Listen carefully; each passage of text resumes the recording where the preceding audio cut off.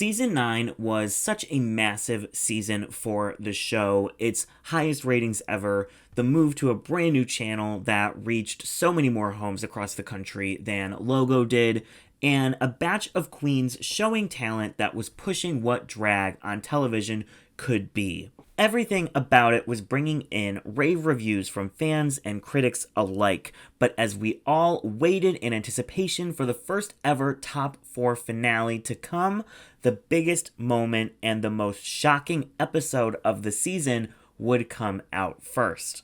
An episode that is usually glossed over, so much so that in later seasons they got rid of it entirely. This episode would redefine what Drag Race would do in later seasons, and the amount of endless quotes from just this single episode that we still say today constantly are insane.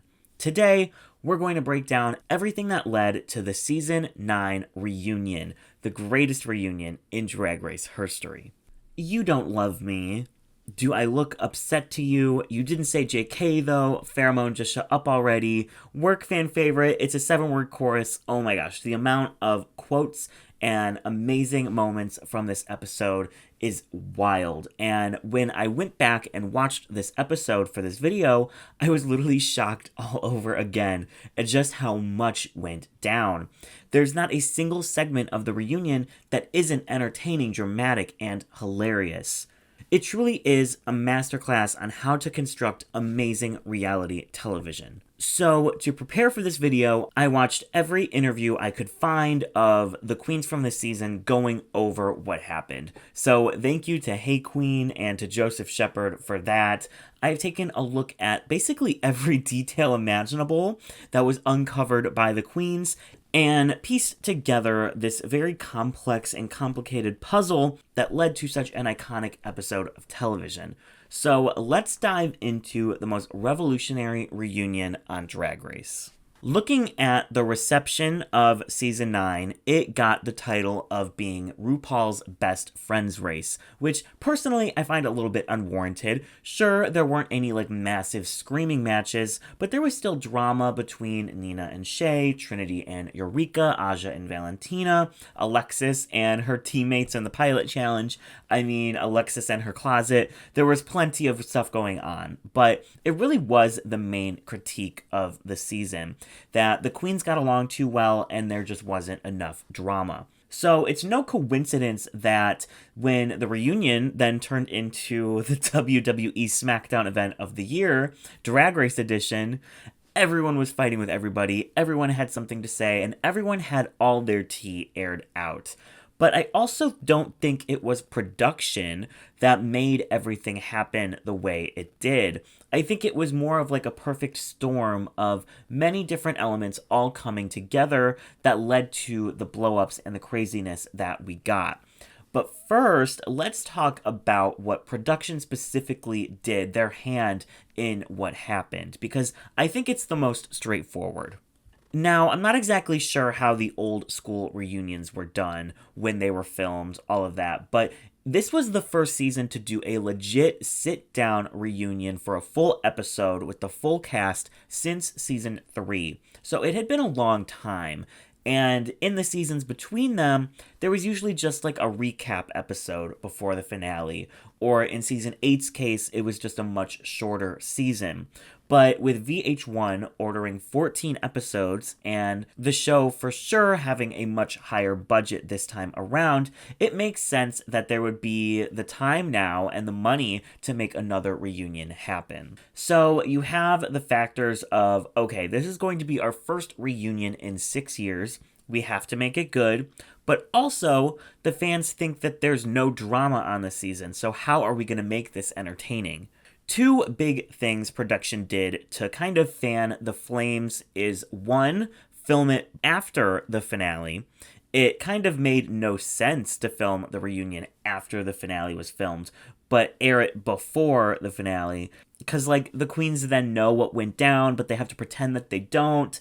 On paper, it makes no sense, but when you think about it, it is the best idea. Now, you have the queens who have sour grapes about waiting all these months to see if they are the winner, only to have their dreams crushed by this new finale format, and now they're pissed and annoyed And 12 hours later, they have to film this reunion. Trinity and Shea both have said that they were bitter and upset at the reunion, and because they didn't have to try and act nice to get the crown anymore, they were going to let it all out. I mean, what did they have to lose? You notice that Sasha and Peppermint definitely have words for Valentina and Alexis, but compared to Shea and Trinity, they're definitely a bit more subdued. Shea and Trinity were reading everyone to filth, saying whatever they felt like, because to them, who cares? They already lost. It's a genius move by production, especially since it's just filmed the day after, so tensions are still so high and the queens are all still in their feels.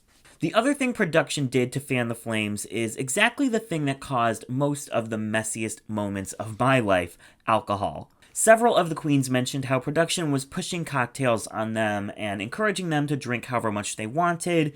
Now, we don't know for sure just how much of an effect the alcohol actually had, but Pheromone was confirmed to be pretty drunk at this reunion, so it definitely didn't hurt.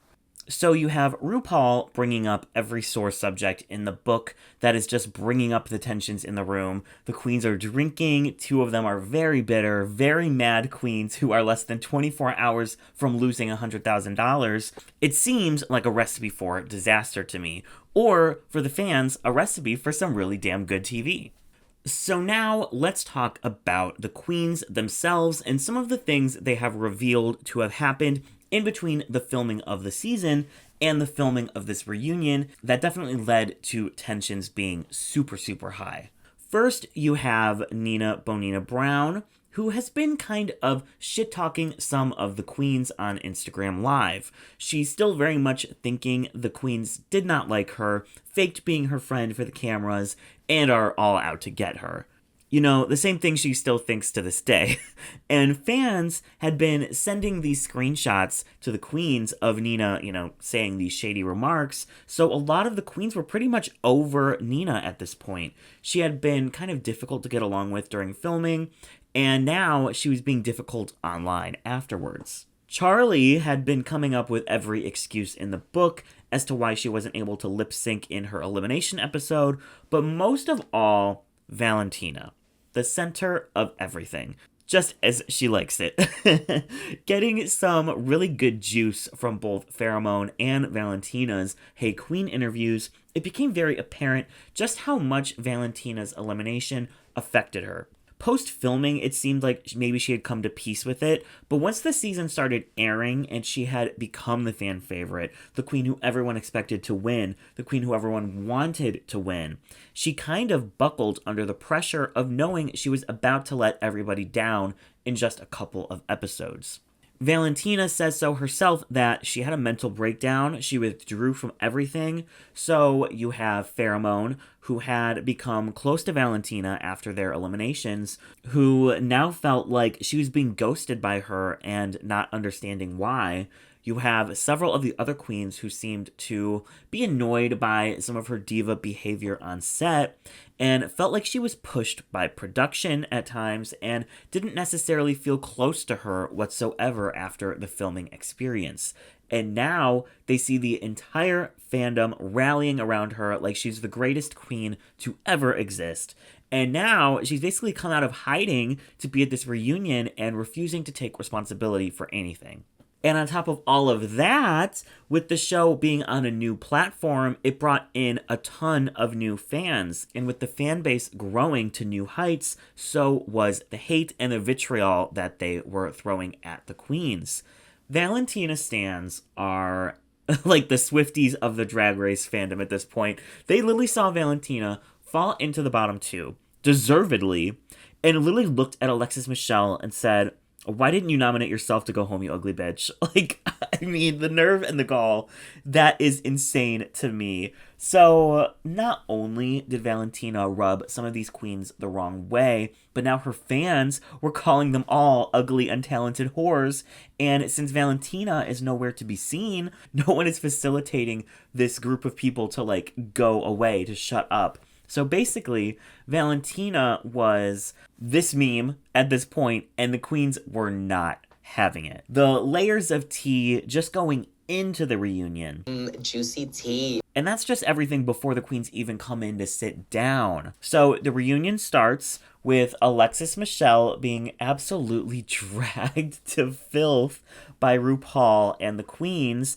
And I don't think this particular part of the reunion aged very well, because they're basically like, girl, how dare you be insecure about your weight and get in your feels when it's made fun of on national television. Alexis Michelle really comes off the show with the worst reception from the fans. And it's not lost on me that Ru and the producers were like, how do we open this reunion? But in this case, we had to settle for Alexis Michelle. When I tell you the intro ends and not even a millisecond later, Ru is like, Alexis, you should rot in hell. And the other queens are like, screw you, whore. It's brutal. I mean, they are ripping Alexis Michelle to shreds right off the bat. And I mean, she sits there and she takes it, but it's like, oh my gosh, this is a lot. And then they literally have a conversation about how fat jokes make Alexis Michelle uncomfortable and upset, but she's trying to do better. And like not even 2 minutes later, Trinity is calling Alexis a honey baked ham in the reading challenge. I had to cry from my good sis. They went for her jugular and she took it like a champ. We get an ending to the Eureka and Trinity arc. The queens are putting Charlie on blast for making every excuse in the book for her lip sync blunder. They do a good job, I think, of closing every big storyline of the show. And then comes the iconic fan favorite moment. It's shocking just how much immediate blowback Valentina gets for this from her sisters.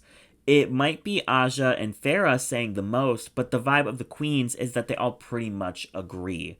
Just like how they say later on that they all pretty much agreed with Aja's Linda Evangelista rant.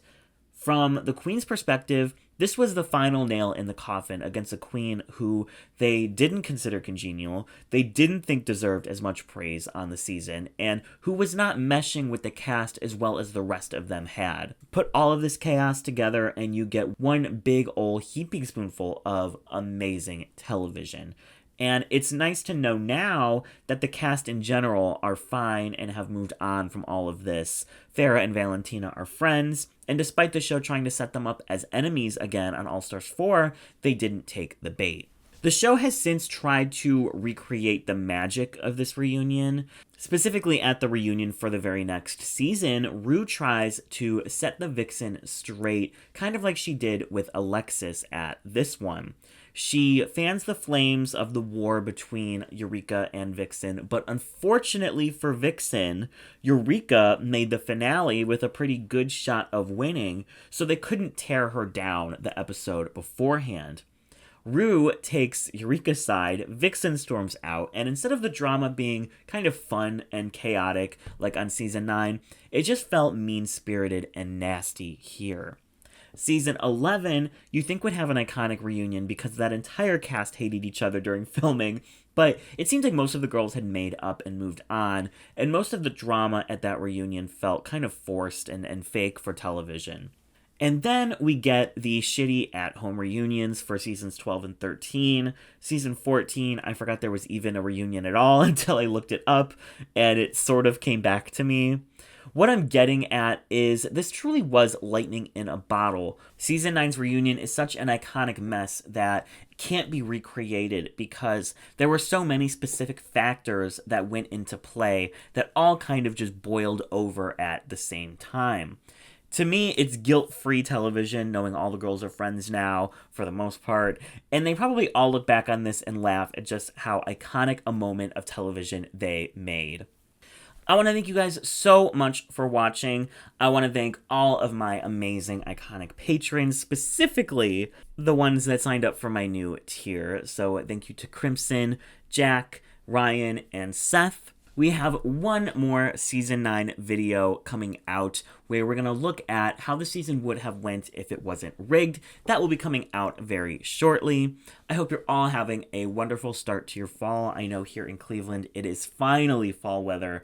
We went from like 85 back down to like 60, and it is like everything I have ever wanted. Summer can literally rot. I hate summer. This is my time to shine. My mental health is like skyrocketing by the day, and I'm just ready for spooky season. So I hope you all are having a wonderful, wonderful end of your September. And I'm excited to continue to talk about UK4 on my Patreon. You can check that out at the $5 tier. Me and Bootsy have a new podcast for that. The iconic legend of our little Drag Race YouTube community himself, Jack Fed, is sporting my new merch. So thank you so much, Jack, for your support. You know, I think you're an icon. And if you want to check out the merch yourself, the link is in the description below. And I'm pretty sure you could just like buy it below the video through YouTube, which is super, super easy. So yeah, that's all I got. Thank you guys so much for watching. Be sure to subscribe, turn on the notification bell if you want to be notified whenever I drop a new video, because we have no schedule here. They drop whenever I feel like it. They drop whenever they're done, basically. Thank you guys so much for watching, and I will see you all in the next one.